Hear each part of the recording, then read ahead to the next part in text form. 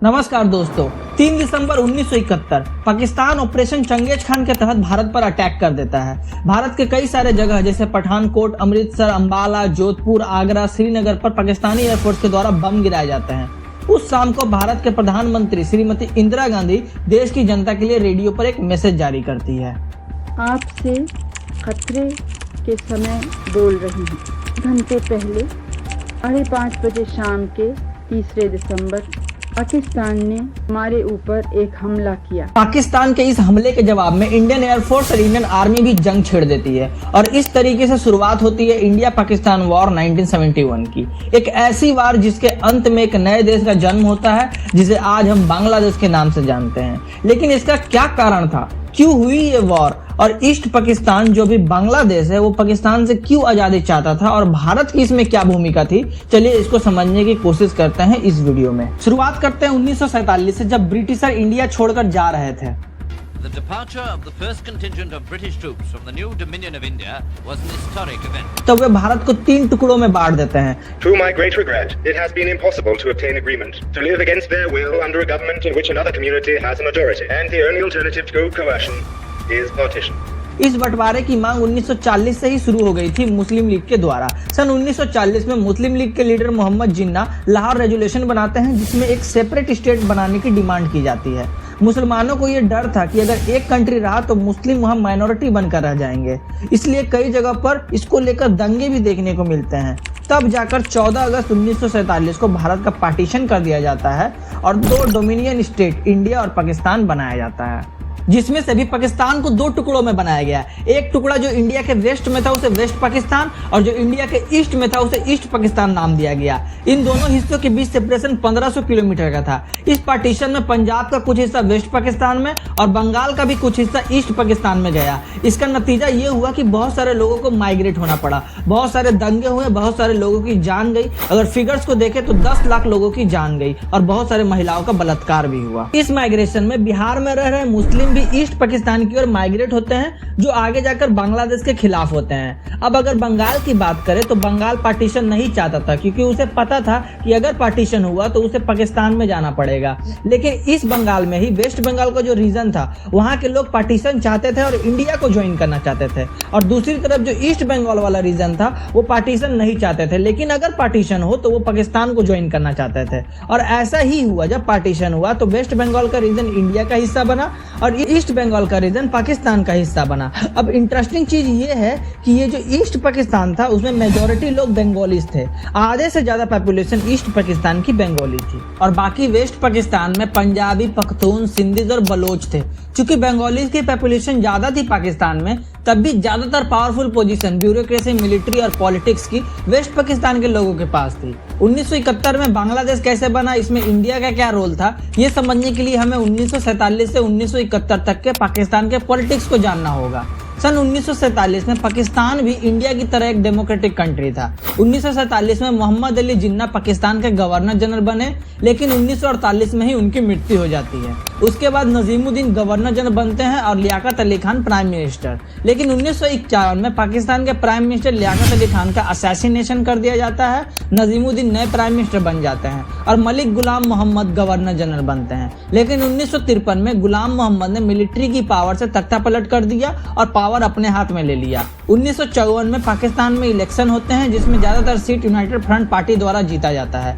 United front party एक alliance party थी जिसमें बहुत सारी पार्टीज थी। इसमें सबसे बड़ी पार्टी थी अवामी लीग की, जो एक ईस्ट बंगाल की पार्टी थी। इन इलेक्शन रिजल्ट के बाद कॉन्स्टिट्यूशन असेंबली को रद्द कर दिया जाता है गुलाम मोहम्मद के द्वारा। सन 1955 में गुलाम मोहम्मद के हटने के बाद मेजर जनरल इस्कंदर मिर्जा नए गवर्नर जनरल बनते हैं। अब 1947 से 1971 के बीच पाकिस्तान में कई फेजेस ऐसे देखने को मिलते हैं जहां मिलिट्री के द्वारा रूल किया जा रहा था। इसके अलावा ज्यादातर पैसा देश खर्च करता था वो वेस्ट पाकिस्तान के पास जाता था। 75% of national budget West Pakistan पर खर्च किया जाता था, जबकि 62% जो रेवेन्यू इनकम आ रहा था वो ईस्ट पाकिस्तान से आ रहा था। जो भी इकोनॉमिक डेवलपमेंट देखने को मिल रही थी वो वेस्ट पाकिस्तान में बेहतर तरीके से देखने को मिल रही थी। इस सब के अलावा यहाँ सबसे बड़ा इशू था लैंग्वेज को लेकर। जिन्ना और कई पाकिस्तानी लीडर का मानना था कि ईस्ट पाकिस्तान और वेस्ट पाकिस्तान सही मायने में तभी एक हो सकता है जब दोनों जगह एक भाषा बोली जाए, और वो एक भाषा थी उर्दू। तो इसीलिए वेस्ट पाकिस्तान के रूलर के द्वारा उर्दू का इम्पोजिशन किया जाता है कि जबरदस्ती है कि हर किसी को उर्दू ही बोलना पड़ेगा, जबकि ईस्ट पाकिस्तान में जो लोग थे वो बंगाली थे, बंगाली भाषा बोलते थे। 21 मार्च 1948 को मोहम्मद अली जिन्ना ईस्ट पाकिस्तान के ढाका में एक स्पीच देते हैं। Let me make it very clear to you.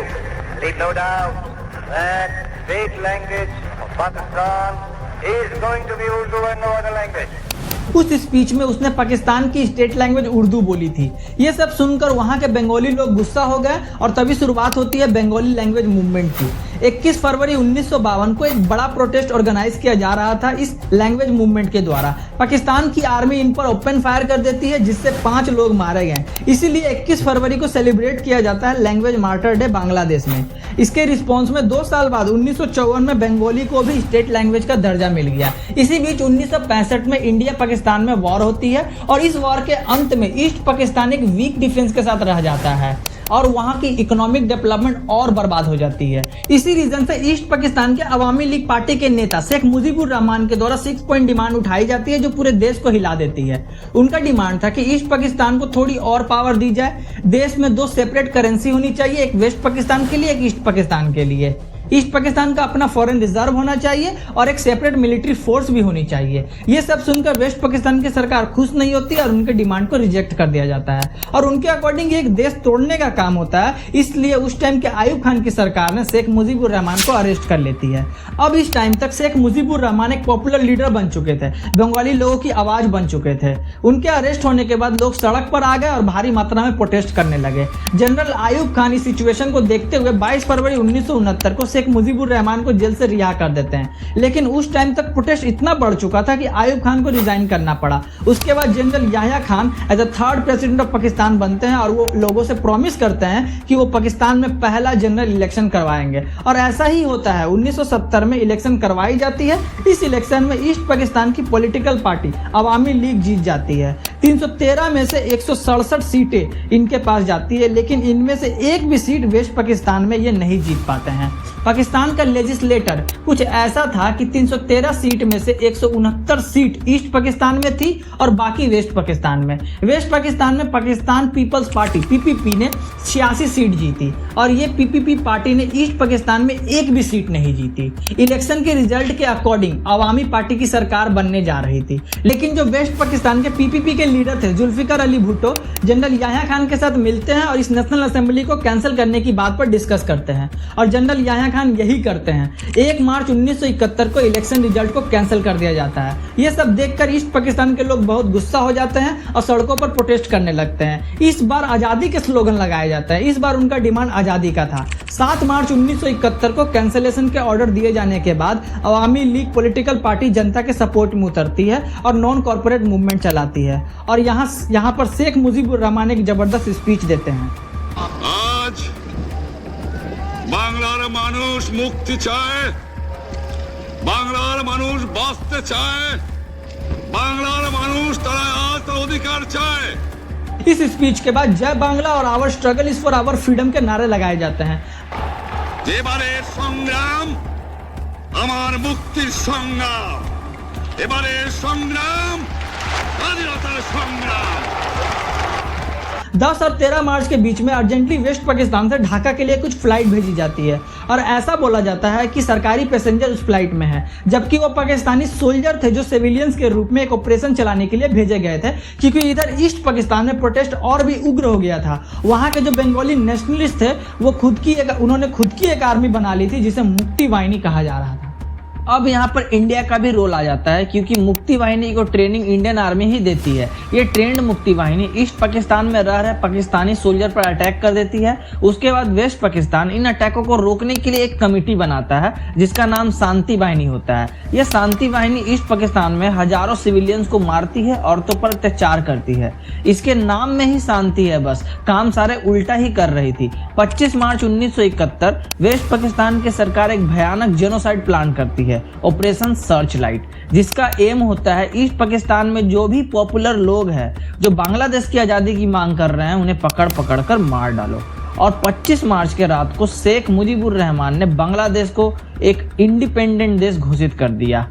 इस न्यूज़ को ट्रांसमीटर के द्वारा ट्रांसमिट होने में घंटे भर का समय लग गया, जिससे 26 मार्च को ये न्यूज़ ट्रांसमिट हुई यार। इसीलिए आज भी 26 मार्च को बांग्लादेश का इंडिपेंडेंस डे मनाया जाता है। 25 मार्च को ही शेख मुजीबुर रहमान को पकड़कर वेस्ट पाकिस्तान ले जाया जाता है। इस ऑपरेशन सर्चलाइट के तहत 30,000 से ज्यादा बंगाली लोगों को मार दिया जाता है। इस पूरे कॉन्फ्लिक्ट का असर इंडिया पर देखने को मिलता है, क्योंकि 10 मिलियन से ज्यादा रिफ्यूजी बांग्लादेश से इंडिया भागते हैं। तभी इंदिरा गांधी सोचती है कि मिलिट्री का इस्तेमाल करके इस वॉर में हिस्सा लेकर इन बंगाली लोगों को बचाया जाए। 28 अप्रैल 1971 को प्रधानमंत्री इंदिरा गांधी जनरल मानिक साव को कहती है कि वॉर की तैयारी करे, लेकिन जनरल मानिक साव को लगता है कि इतने कम समय में इंडिया जंग के लिए तैयार नहीं हो सकता है, तो वो शुरू में इस वॉर के लिए रिजेक्ट कर देते हैं। लेकिन इंदिरा गांधी उन्हें पूरी आजादी देती है कि वो जब उन्हें ठीक लगे तभी वो अटैक करे। जुलाई आते आते इंडिया ईस्ट पाकिस्तान को अब बांग्लादेश के रूप में बुलाने लगता है, लेकिन अभी भी इंडिया और पाकिस्तान के बीच कोई कॉन्फ्लिक्ट देखने को नहीं मिलता है। 3 दिसंबर 1971 को पाकिस्तान खुद ऑपरेशन चंगेज खान के तहत भारत पर हमला कर देता है। पाकिस्तान को लगता है कि भारत कभी भी बांग्लादेश की मदद कर सकता है और उसे आजाद होने में हेल्प कर सकता है, इसीलिए पाकिस्तान सोचती है कि वो पहले ही अटैक कर दे। लेकिन पाकिस्तान की ये स्ट्रेटेजी किसी काम की नहीं होती है, क्योंकि इंडिया की मिलिट्री और स्ट्रेटेजी कई ज्यादा बेहतर थी। इंडिया की स्ट्रेटेजी थी कि वेस्ट पाकिस्तान में वो डिफेंस मोड पर रहे और ईस्ट पाकिस्तान में इंडियन सोल्जर को अटैक मोड में एंट्री करवाए। भारत की इस वॉर में एंट्री करते ही 4 दिसंबर 1971 को पाकिस्तान यूनाइटेड नेशन में जाती है और इंडिया को सीज फायर करने के लिए फोर्स करती है। तो यूएस, चाइना और यूके पाकिस्तान के फेवर में आ जाते हैं ताकि इंडिया को सीज फायर करना पड़े, लेकिन रशिया इंडिया के फेवर में आ जाती है और इस सीज फायर के प्रपोजल को वीटो कर देती है। 12 दिसंबर तक आते आते पाकिस्तान एक बहुत बड़ी हार के कगार पर आता है। तभी पाकिस्तान के deputy prime minister Zulfikar Ali Bhutto जल्दी से न्यूयॉर्क जाते हैं अमेरिका से डिस्कस करने के लिए कि भारत सीज फायर कर दे। लेकिन 16 दिसंबर 1971 को इंडियन आर्मी ढाका को चारों तरफ से घेर लेती है। 30 मिनट दिए जाते हैं पाकिस्तान के मिलिट्री को सरेंडर करने के लिए और पाकिस्तान की मिलिट्री सरेंडर कर देती है। ईस्ट पाकिस्तान की सरकार कोलैप्स कर देती है। इसी दिन एक historic the instrument of surrender sign किया जाता है, जिसमें 93,000 पाकिस्तानी सोल्जर सरेंडर करते हैं इंडियन फोर्स और बांग्लादेश लिबरेशन फोर्स के सामने।